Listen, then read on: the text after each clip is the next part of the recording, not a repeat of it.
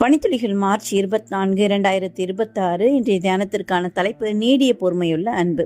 தியான வசனம் யாத்ராகமம் 34:6. கர்த்தர் அவனுக்கு முன்பாக கடந்து போகிற போது அவர் கர்த்தர் இரக்கமும் கிருபையும் நீடிய சாந்தமும் மகாதயையும் சத்தியமும் உள்ள தேவன். ஒரு அருமையான கிறிஸ்தவ மனைவி இருந்தாங்க. அவருடைய கணவர் மிகவும் மோசமானவராக இருந்தாலும் எப்பொழுதும் அந்த மனைவியை அடித்து கொண்டே இருப்பாராம்.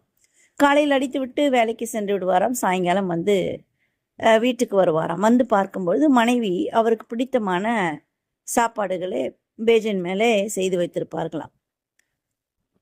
காணாம போன ஆடு தானே காணாம போச்சுன்னு விடாம, நீ தானே போன, நீயே தானே தப்பு செஞ்சேன்னு குற்றப்படுத்தாம அந்த மேய்ப்பன் அந்த ஆட்டை தேடி போய் கண்டுபிடித்து அதை தோள் மேல போட்டுக்கொண்டு சந்தோஷமா வருகிறாருன்னு பாக்குறோம்.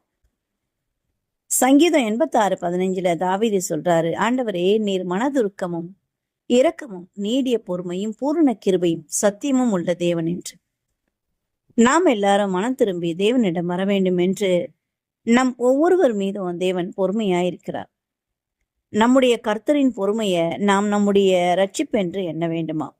எல்லாரும் மனம் திரும்ப வேண்டும் என்று விரும்பி நம்மேல் நீடிய பொறுமை உள்ளவராயிருக்கிறார் என்று 2 பேதுரு 3:9 வாசிக்கிறோம். நாம சக மனிதர்களோடு பொறுமையா இருக்கிறோமா? பொறுமை இழப்போமானால் தேவன் நம் மீது பொறுமை இழந்தால் நம்முடைய நிலைமை என்னவாயிருக்கும் என்று யோசித்து செயல்படுவோம். தேவன் நம்மை ஆசீர்வதிப்பார். இந்த நாள் உங்களுக்கு இனிய நாளாயிருக்கட்டும்.